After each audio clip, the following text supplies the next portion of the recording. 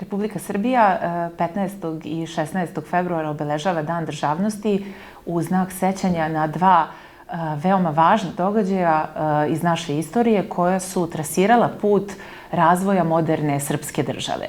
Prvi događaj je početak prvog srpskog ustanka pod vođstvom Karađorđa Petrovića 1804. godine, koji označava početak srpske borbe za slobodu i označava zapravo početak događaja koji su, kako je to još Stojan Novaković rekao, obeležili početak vaskrsa srpske države.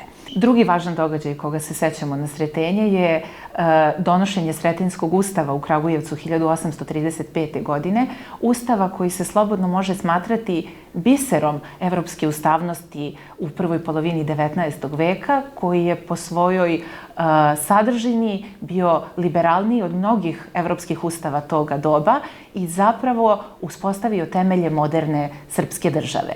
Republika Srbija danas počiva i nadam se počivaće i u godinama koje dolaze na vrednostima koje zapravo proizlaze iz ova dva događaja, a to su sloboda i pravo, i Republika Srbija na čelu sa predsjednikom Aleksandrom Vučićem i celokupnom vladom posvećena je i daljoj izgradnji moderne i stabilne Srbije i poboljšanju kvaliteta života svih naših građana. Mi volimo da kažemo da su Srbi koji žive u Severnoj Makedoniji i Makedonci koji žive u Republici Srbiji most koji dodatno spaja naše dve veoma bliske i prijateljske zemlje. Naravno, postoji mnogo stvari na kojima možemo da radimo u budućnosti kako bismo unapredili položaj kako srpske zajednice u Severnoj Makedoniji, tako i makedonske nacionalne manjine u Srbiji. Ono što je veoma važno, to je da očuvamo srpski identitet, srpski jezik u okvirima ove lepe i prijateljske zemlje i mislim da Republika Srbija čini već neke ozbiljne korake u tom pravcu. Ja ću samo iskoristiti ovu priliku da podsjetim da je pre svega nekoliko dana održana posle 17 godina mešovita međuvladina komisija koja se bavi manjinskim pitanjima, koja predstavlja jednu odličnu institucionalizovanu platformu za rešavanje svih pitanja koje se tiču manjinskih zajednica u obe države i verujem da ćemo prve rezultate videti veoma brzo. Ono što verujem da će veoma doprineti položaju srpske zajednice u Severnoj Makedoniji i obrnuto je i jedan projekat na kome se veoma dugo radilo u prethodnim godinama, a ulazi u svoju finalnu fazu, a to je osnivanje Kulturno-informativnog centra u Skoplju i u Beogradu. Republika Srbija na sistematičan i konzistentan način podržava različite projekte koji su organizovani od strane srpske zajednice u Republici Severnoj Makedoniji i koji su usmereni na jačanje srpskog identiteta, na očuvanje srpskog jezika, a u saradnji sa relevantnim institucijama Republike Severne Makedonije zajedno radimo na različitim projektima i programima koji se tiču obrazovanja, kulture i svega onoga što na koncu doprinosi poboljšanju položaja naše zajednice na ovim prostorima. Zahvalni smo Republici Severnoj Makedoniji na svemu što čini za pripadnike srpskog naroda koji žive na njenoj teritoriji, a Republika Srbija, na čelu sa predsjednikom Aleksandrom Vučićem,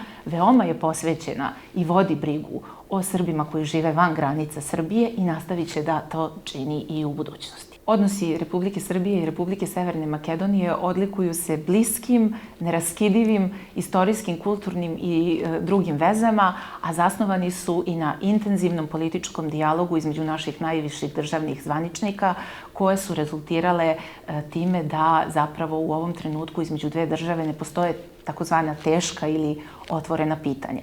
Naša saradnja razvija se velikim intenzitetom u svim oblastima, u oblasti obrazovanja, kulture, u oblasti privrede. Tome posebno doprinosi inicijativa Otvoreni Balkan, koja je zajedničko čedo predsjednika Aleksandra Vučića, premijera Edija Rame i tadašnjeg premijera Zorana Zajeva. Inicijativa Otvoreni Balkan zaista se može smatrati istorijskom. Istorijskom u tom segmentu što predstavlja inicijativu do koje su zajednički došli narodi na Balkanu. Nismo mi u našoj istoriji imali mnogo takvih inicijativa do kojih smo sami došli.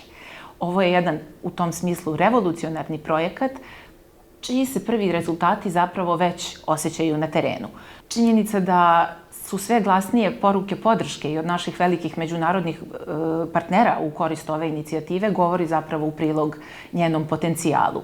Neki od sporazuma koji su potpisani u okviru ove inicijative već dobijaju i svoju primjenu u praksi, a njihov glavni cilj je zapravo da omogući neometanu slobodu kretanja kako ljudi, tako i kapitala, usluga i robe na ovim prostorima između naše tri države. Ova inicijativa značajno će doprineti ne samo zbližavanju naših privreda, već sveukupnom unapređenju kvaliteta života naših građana, a mislim da je njen glavni cilj ono što je predsjednik Vučić jednom prilikom rekao, i ja ću ga ovom prilikom, ako mi dozvolite, citirati, ova inicijativa ima za cilj povezivanje ljudi.